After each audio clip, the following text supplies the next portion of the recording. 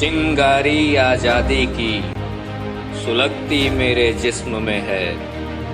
इनकलाब की ज्वालाएं लिपटी मेरे बदन में है।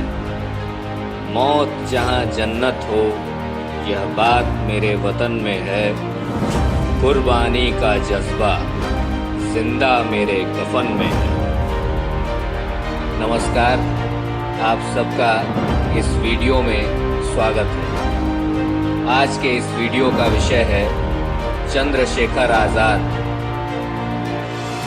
भारतीय स्वतंत्रता संग्राम के महानायक और लोकप्रिय स्वतंत्रता सेनानी चंद्रशेखर आजाद का जन्म 23 जुलाई सन 1906 ईस्वी को मध्य प्रदेश के झाबुआ जिले के भाबरा नामक स्थान पर हुआ।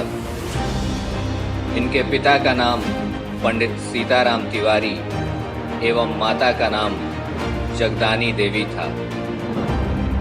इनके पिता बहुत ही ईमानदार, स्वाभिमानी, साहसी और वचन के पक्के थे। यह सभी गुण चंद्रशेखर आजाद को अपने पिता से विरासत में मिले थे।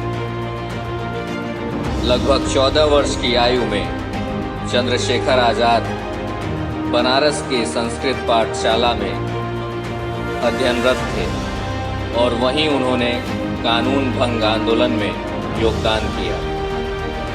सन 1920-21 के वर्षों में वे गांधी जी के असहयोग आंदोलन से जुड़ गए और इस दौरान उन्हें गिरफ्तार कर लिया गया। गिरफ्तारी के बाद उन्हें जब जज के सामने प्रस्तुत किया गया तो उन्होंने अपना नाम आजाद, पिता का नाम स्वतंत्रता और जेल को ही अपना घर बताया। इस घटना के बाद न्यायालय में उन्हें 15 कोड़ों की सजा सुनाई गई और प्रत्येक कोड़े के वार के साथ उन्होंने वंदे मातरम और महात्मा गांधी की जय का स्वर बुलंद किया। इसके बाद वे सार्वजनिक रूप से आजाद कहलाए। क्रांतिकारी चंद्रशेखर आजाद का जन्म स्थान भाबरा अब आजाद नगर के नाम से ही जाना जाता है। फरवरी 1922 में जब गांधी जी ने चौरी चौरा कांड के बाद असहयोग आंदोलन वापस ले लिया तो आजाद का मोह कांग्रेस से भंग हो गया और इसके बाद क्रांतिकारी आंदोलन उग्र होने पर चंद्रशेखर आजाद उसकी तरफ खींचे चले गए। उन्होंने हिंदुस्तान सोशलिस्ट आर्मी ज्वाइन कर लिया। राम प्रसाद बिस्मिल के नेतृत्व में आजाद ने काकोरी षड्यंत्र सन 1925 में सक्रिय रूप से भाग लिया और पुलिस की आंखों में धूल झोंक करके भाग गए। सन 1928 में साइमन कमीशन के विरुद्ध प्रदर्शन के दौरान लाला लाजपत राय पुलिस द्वारा लाठीचार्ज में बुरी तरह से घायल हो गए और 17 नवंबर सन 1928 ईस्वी को उन्होंने अपना पार्थिव देह त्याग दिया। इस घटना से सभी भारतीय क्रांतिकारी और नागरिक बहुत ज़्यादा विचलित हो गए। 17 दिसंबर सन 1928 ईस्वी को चंद्रशेखर आजाद, भगत सिंह और राजगुरु ने शाम के समय लाहौर में पुलिस अधीक्षक के दफ्तर को घेर लिया और जैसे ही जेपी सैंडर्स अपने अंगरक्षक के साथ मोटरसाइकिल पर बैठकर निकला, राजगुरु ने उसी समय उसे गोली दाग दी। यह गोली सैंडर्स के माथे को चीरती हुई निकल गई और वह मोटरसाइकिल से नीचे गिर पड़ा। इसके बाद भगत सिंह ने आगे बढ़कर 4-6 गोलियां दाग करके सैंडर्स को बिल्कुल ठंडा कर दिया और जब सैंडर्स के अंगरक्षक ने उनका पीछा किया तो आजाद ने अपनी गोली से उसे भी उड़ा दिया। चंद्रशेखर आजाद के ही सफल नेतृत्व में भगत सिंह और बटुकेश्वर दत्त ने अंग्रेजों द्वारा बनाए गए काले कानूनों का विरोध करते हुए 8 अप्रैल सन 1929 को दिल्ली के केंद्रीय असेंबली में बम विस्फोट किया। इस विस्फोट का उद्देश्य किसी को नुकसान पहुंचाना नहीं था, बल्कि अंग्रेजों के इस कानून का विरोध करना ही था।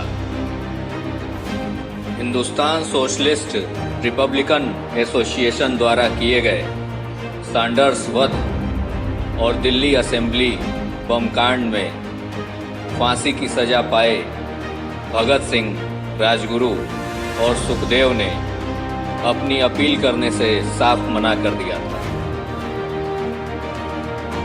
इसके बाद आजाद ने पंडित जवाहरलाल नेहरू से यह आग्रह किया था कि वे महात्मा गांधी पर लॉर्ड इरविन से इन तीनों की फांसी को उम्र कैद में बदलवाने के लिए जोर डालें। इसी दौरान अल्फ्रेड पार्क में अपने मित्र सुखदेव राज से मंत्रणा करते समय सीआईडी का एसएसपी नॉट बाबर जीप से वहां पर आ पहुंचा और उसके साथ साथ भारी संख्या में कर्नलगंज थाने से पुलिस भी आ गई। अंग्रेजों ने इस पार्क में आजाद को चारों तरफ से घेर लिया। उस समय आजाद के पास सन 1903 की बनी हुई US made semi automatic pistol थी। वह इसी पिस्टल से पुलिस वालों का अकेले मुकाबला कर रहे थे। ब्रिटिश पुलिस चंद्रशेखर आजाद को निशाना बनाकर लगातार फायरिंग कर रही थी, जबकि वह एक पेड़ का ओट लेकर अंग्रेजों को छका रहे थे। 8 बुलेट की मैगजीन वाली इस पिस्टल से उन्होंने कई पुलिस अफसरों को अकेले ही घायल कर दिया। लेकिन एक ऐसा पल आया जब उनके पास पिस्टल में मात्र एक ही गोली बची हुई थी। 27 फरवरी 1931 के दिन हुए इस दुर्घटना में आजाद ने अपने वाक्य दुश्मनों की गोलियों का हम सामना करेंगे, आजाद ही रहे हैं, आजाद ही रहेंगे, इसे चरितार्थ कर दिया। और इस संकल्प को पूरा करने के लिए उन्होंने स्वयं को गोली मार करके मातृभूमि के लिए अपने प्राणों की आहुति दे दी। इस खबर के फैलते ही इलाहाबाद की जनता जुलूस के रूप में मुख्य सड़कों पर निकल पड़ी और इस समय ऐसा लग रहा था जैसे इलाहाबाद की जनता के रूप में सारा हिंदुस्तान अपने इस वीर सपूत को अंतिम विदाई देने के लिए उमड़ पड़ा हो। चंद्रशेखर आजाद के दल में गद्दार वीरभद्र तिवारी पहले आजाद के संगठन हिंदुस्तान सोशलिस्ट रिपब्लिकन आर्मी का सेंट्रल कमेटी का सदस्य था, जो बाद में चलकर अंग्रेजों का मुखबिर बन गया था और इसने ही आजाद के इलाहाबाद के अल्फ्रेड पार्क में होने की मुखबिरी की थी। बाद में संगठन के क्रांतिकारी रमेश चंद्र गुप्ता ने उरई जाकर के तिवारी पर गोली भी चलाई थी, लेकिन गोली मिस होने के कारण वीरभद्र तिवारी बाल बाल बच गया। अपने राष्ट्र को ब्रिटिश शासन से मुक्त कराने के लिए चंद्रशेखर आजाद ने हमेशा एक राष्ट्र सेवक की तरह जीवन व्यतीत किया और अगर उनके दल में वीरभद्र तिवारी जैसा गद्दार न रहा होता तो उन्होंने भगत सिंह, राजगुरु और सुखदेव को बचाने का पूरा प्रयास किया होता और भारत के इन युवा क्रांतिकारियों ने निसंदेह अंग्रेजी शासन को नाको चने चबा दिए होते। तो इस वीडियो के लिए बस इतना ही। अगले वीडियो में मैं फिर से आपसे नई जानकारियों के साथ मिलूंगा। इस वीडियो को देखने के लिए आप सबका बहुत बहुत धन्यवाद।